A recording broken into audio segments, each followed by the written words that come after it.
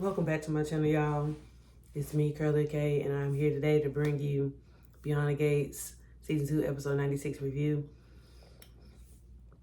Y'all, I'm still trying to get myself together because I'm just going to be honest with you now.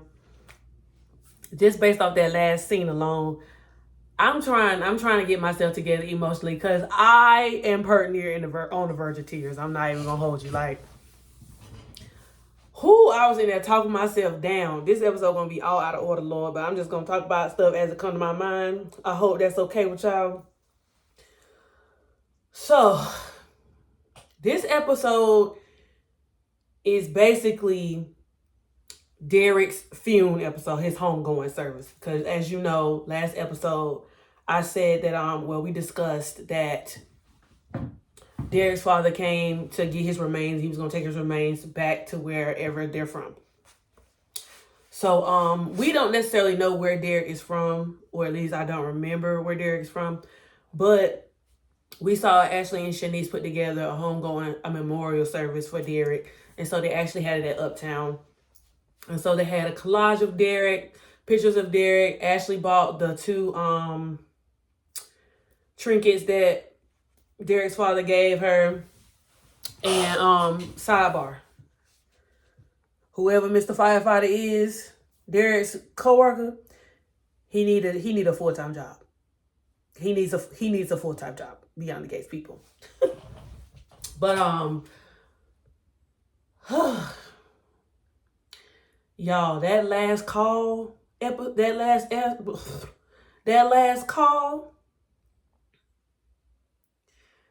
when he got on that dispatcher, he rung that bell and got on that dispatcher. And they called in to say that Derek was off duty.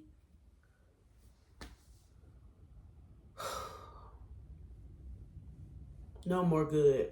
Just talking about it, I'm getting re-emotional all again. Y'all, my God, on today, I was already feeling away when they handed Ashley that flag to give to Derek's father. But that last call, and hearing him call him over the dispatcher and say that was he's signing out and he done on Earth, I was through. Everybody had so many beautiful words to say about Derek. Isaiah started it off. Well, technically, Ashley started it off. But Isaiah was the first person to speak after Ashley. And so we heard words from Vanessa and Eva. We heard words from Jacob. We heard words from Naomi. We heard words from some of the firefighters. We heard words from Shanice. I'm surprised that after all that acting that Leslie did at that hospital press conference yesterday, that she didn't come and give words. But I thought that, I can acknowledge now that we're finally seeing how Jacob is starting to deal with Derek. And also, I feel like not only is he dealing with guilt, well, wouldn't guilt be a part of survivor's remorse? I feel like he's experienced survivor's remorse. And Jacob was supposed to be there. People are not supposed to know that Jacob was on an undercover case, okay? Because they don't want to blow Jacob's cover. But I don't know if Jacob well, at least right now, I don't know if Jacob will be ever ready to go back on a case undercover. This probably is a traumatic, well, it's not probably, this is a traumatic thing for him. And we see Naomi comfort him a couple times, but Jacob's getting very numb. And I've noticed how his appearance has changed. He's usually clean shaven, bright and cheery. He's not shaven. He's not bright and cheery. I thought that this event would not only be triggering for him, but maybe triggering for Vanessa because of, she just went through something with Doug, and then triggering for Andre because Andre kind of looked like he was uneasy. And, you know, of course, we know he lost his parents, but Andre was simply there to comfort Ashley. But they had a lot of beautiful words. And as much as the audience complained about Derek and Ashley, like, the way, to me, the way that they have transitioned, like, Derek off screen and, you know, talked about all that he has been through, like, as a person who was just trying to find their life's purpose, and how he served people. Even though Derek didn't feel like he did, even though he didn't feel like he wasn't on his path, just listening to them talk about how he, you know, was excited about helping students get internships at the clinic. He was excited about helping get the cat out the house. You know, he was determined to overcome being paralyzed and getting, you know, his feelings back in his legs. He was determined to find, well, he hit a low point, but he was determined to find, you know, a reason to live again, you know. And, you know, for this being the way that he did go out, he did everything that, you know, he said he wanted to do. And so I thought that they honored him perfectly. I was glad we actually got to see a memorial service, because when Doug passed, the audience didn't really get to see a memorial service. We were just told about it. And then, you know, we kind of saw everybody after the memorial had already happened. It was nice to see that even though the clinic had just opened, everyone who worked at the clinic loved him. Vanessa was able to start a fund in honor of Derek, for students who wanted to have a career in the medical field. Shanice even said that Dr. McBride, which was Doug, you know, that was one of the things that he wanted to do. He wanted to create a pathway for students who wanted a career in medical field who weren't able to afford it. And so the stipends that they would receive from Vanessa on behalf of Derek would be able to pay for them to receive payment for their services.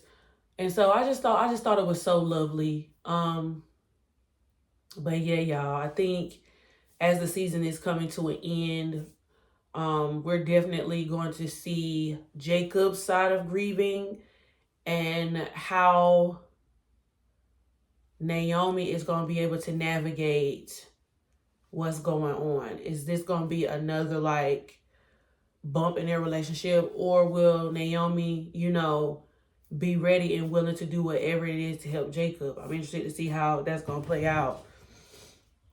But yeah, one other thing that also happened at the memorial service was that Vanessa went up to Jacob and asked, had they figured anything else out about the case and about the plasma ring. And Jacob was just like, well, who are you asking for? Are you asking for you, or are you asking for Joey?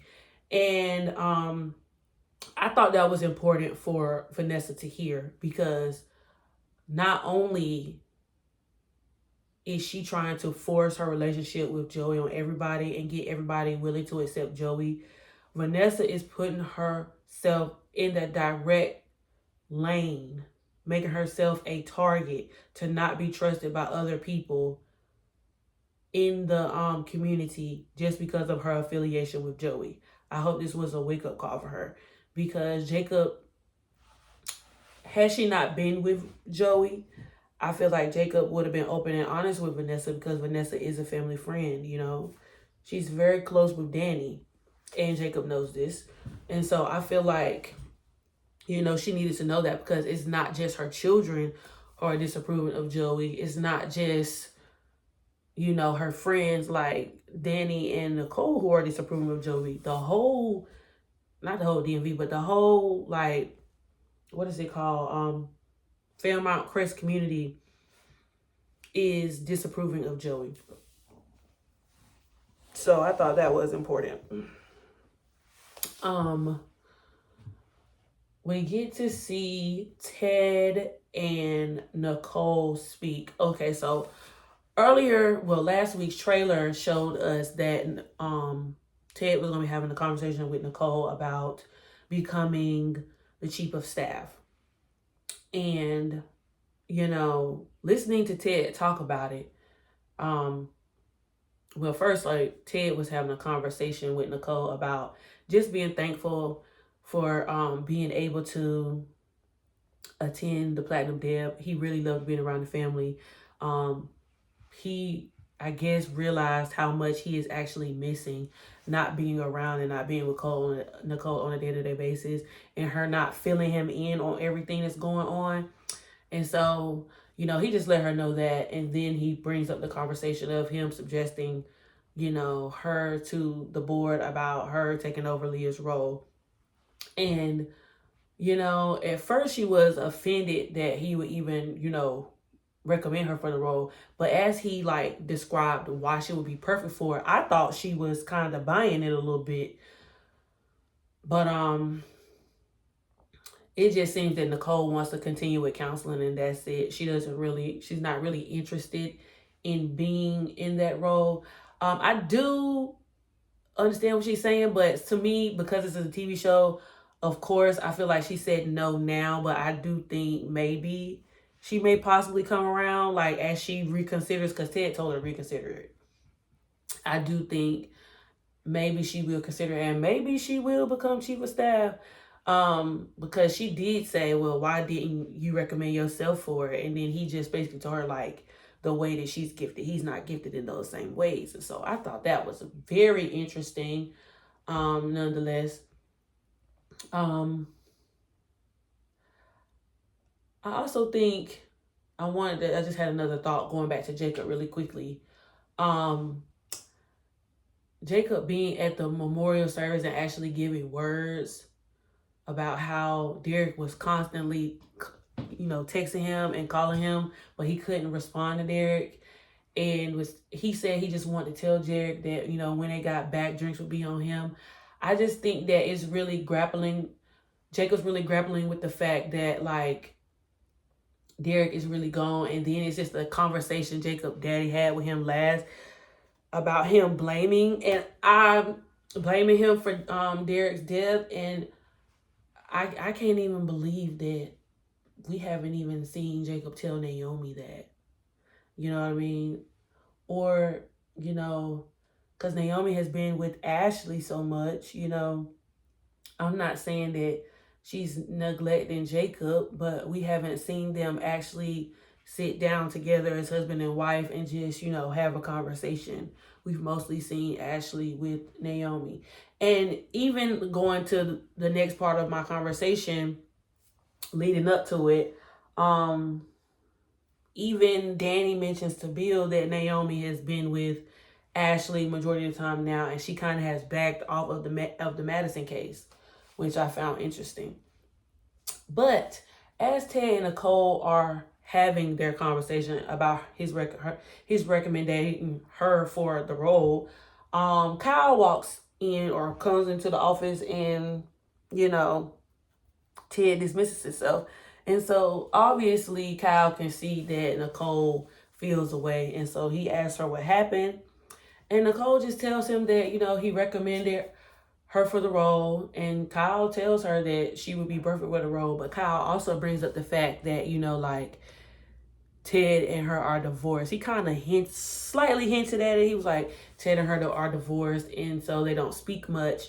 But he was just like, if they're on the board, you know, well, since he's on the board, members of the board work closely with the chief of staff. And so he was saying that might be a way for Ted to get back, like, having regular interactions with her. And so I didn't think about it from that aspect, but that was the interesting aspect. And I also don't know if that was Kyle's slight hint, if that was a slight hint for Kyle to say that he was feeling a little jealous because her ex-husband is still very much around, you know. So I thought that was interesting. Now we have Madison and Chelsea. They're at Orphe Jean's discussing their wedding plans. And so Chelsea and Madison, now one thing we get a lot of dialogue between Chelsea and Madison, and them actually telling each other how they do feel. I do like that because you never have to question like what's going on in their minds. And so Chelsea is just asking Madison, you know, has she spoken with her family about the case? Are they familiar? You know, is this going to affect them coming to the wedding? Everything like that. And so Madison just basically says that she hasn't spoken to anyone. She's barely spoken to her mother, but she just, you know, came to grips with that. Even though she and her mother don't necessarily agree this is her wedding day, or they're speaking of her wedding day, and she was like, every girl wants their mom to be a part of this special day. She doesn't want, even though they've had like a tough like relationship, she doesn't want her mother not to be a part of her big day. And I think that was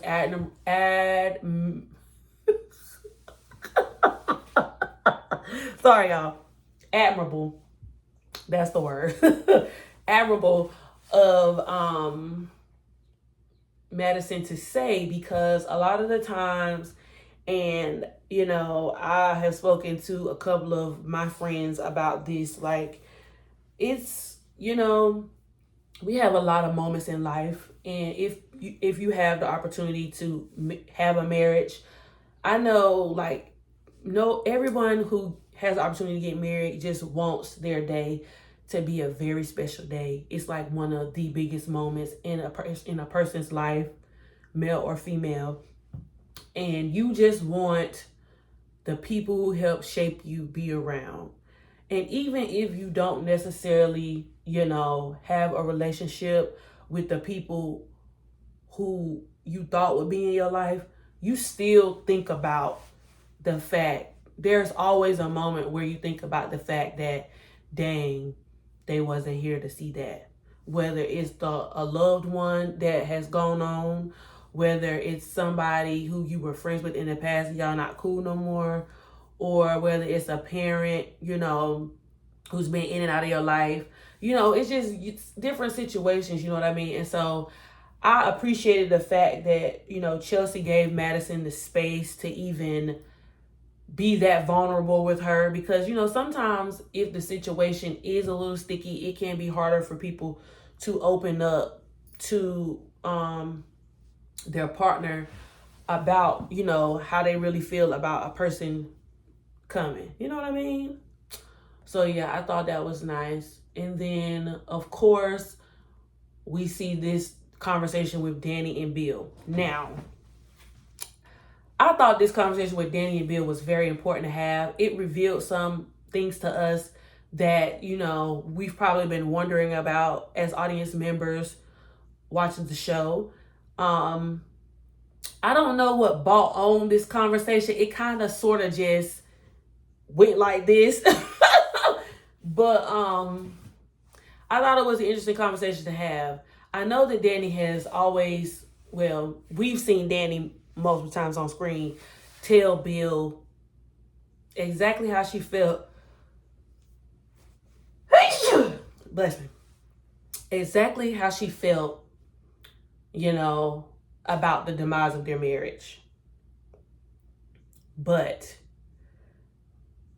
her mother bear clause was really out.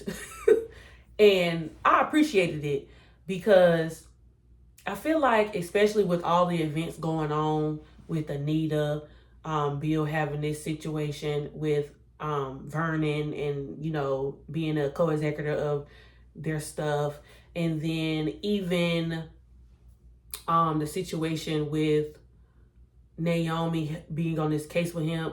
I think Bill, and him missing out on a cotillion, or missing out on Christmas and Winterfest, and all these things that's been going on recently. I think Bill has been doing a lot of self-reflection and introspection. Bill has even told Vernon many episodes ago that he regrets not being with Danny.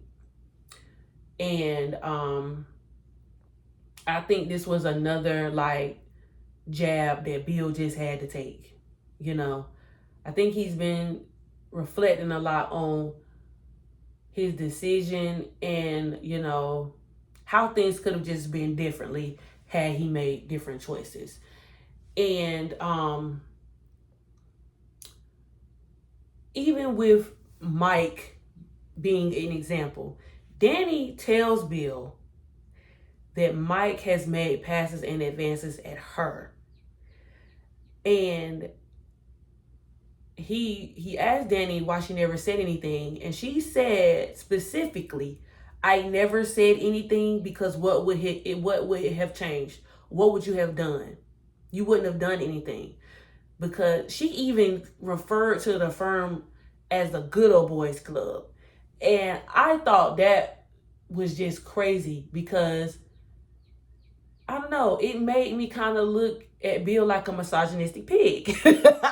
I mean, and it's just the fact that, like, I think it was, how can I say it?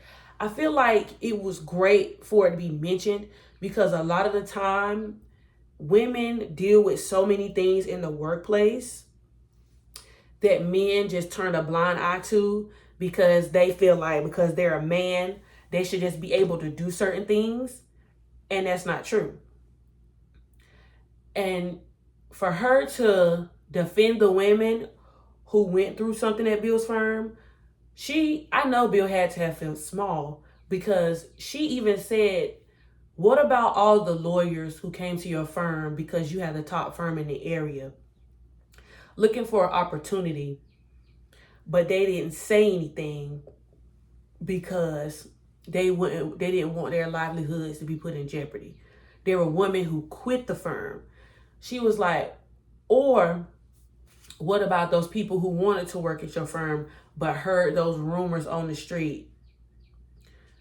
You know, and it was eye-opening. And then what really put the cherry on top was her saying that even though Naomi said out her mouth, and she said Naomi chose her words carefully, as we see and know, Naomi always chooses her words carefully. She said Naomi chose her words carefully and said that she never wanted to work at the firm and she always wanted to do something less corporate and more like local. But Danny was like, come on now, Bill. You got to read in between the lines, gang. That girl wanted to be like you. You were her influence on why she wanted to become a lawyer, and you think she didn't want to work at the firm with her father.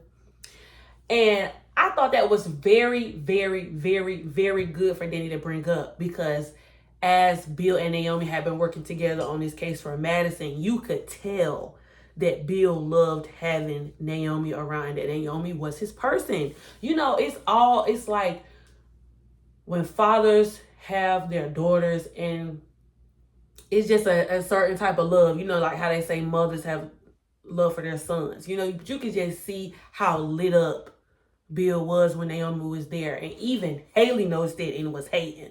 You know what I mean? So I thought that was, and then she said that Caroline lied for Bill. I was like, oh my God. She just said she never felt protected. She never felt like she could trust anybody. And she said the only person that she had ever been protected by in her life was Pamela. And Pamela was a good agent, always went to back to her. Anytime Pamela felt any kind of way or any kind of, you had one half of red flag and Pam said, we out of here. Danny said Pamela didn't play. And so I feel like, you know, that was something that Bill needed to hear. Aside from the fact that he's grappling with the fact that he's not in the family no more. But see, I think him hearing this from Danny about the whole work thing and Mike and, you know, her pulling his card about him not being supportive and even, you know, giving the women a hard time, I think that's going to give Bill a lot more to think about. And I think, because it was times when he wanted to say certain things to Danny, like, I always protected you, or I always looked out for you, or I always cared for my family. And she was like, you said that, but this is what you did. And so, like, I think she neutralized Bill perfectly. Like, perfectly. And that conversation went way longer than what I thought it was going to give. Because I thought Danny was going to meet Andre at the memorial service. I didn't even think about her going to meet Chelsea at Orphy Jeans. But of course, Danny goes to meet Chelsea and Madison at Orphy Jeans to talk about the wedding. And, Danny is kind of in this weird patch with Chelsea. But as you know, a couple episodes ago, Naomi had a talk with Danny about, just being around for Chelsea. And she also had a talk with Chelsea about, allowing their mother to be around for certain things. And so even though Danny had her own ideas, she has taken a step back and is willing to listen. And it sounds like Madison and Chelsea are going to have a very unique wedding, and they're going to do it their way. And I guess it's just a hard pill for Danny to swallow, because since they come from what can I say? Since Danny and them come from an elitist background, they have just prim and proper ways of doing things, But it doesn't seem like Madison and Chelsea are gonna go with that path. It's just like, for example, they said Danny didn't go the cotillion route. Then we heard Chelsea didn't go the cotillion route. And so it's kind of like, they're the to the beat of their own drum type members of that family, if that makes sense. And so Chelsea shows Danny the ideas and everything. And so she's just dealing with that. I think the last thing I want to mention is the conversation between Bill and Ted. Now, there have been very few times on screen in the last almost 200 episodes where we've actually seen Bill and Ted have like these brotherly moments. And, Beyond the Gates writers, I think there should be more. I would love to see the dynamic between Bill and Ted. It seems like when Ted was still like on the inside of the family, Bill was kind of like the outcast, and I guess he cut off Bill. But or he didn't hang out with Bill as much because it was a bad look, or he had to basically pick a side. But now that both of them are on the outs, I would be interested to see them, having more brotherly moments. Ted was just asking Bill, like, how do you deal with, being on the outside and not being in on the loop? And so Bill basically just tells him, he misses so many things about the family. But, he just deals with it, basically. And so Ted was saying that now he's on the outside. He was appreciative that he was able to have those moments with the family at the cotillion. And so they just bond over that. And then the last part of their conversation alluded to both of them kind of wanting to go back. But the thing is, I don't think for a second Danny would ever take Bill back again. I know in the beginning of season 1, there was a moment where Danny pleaded with Bill for them to be together. But now that Danny is with Andre, I think it's over for Bill. Like, it's over with. And we're going to have to continue to see him deal with the consequences to his decisions. But with Ted, I think this was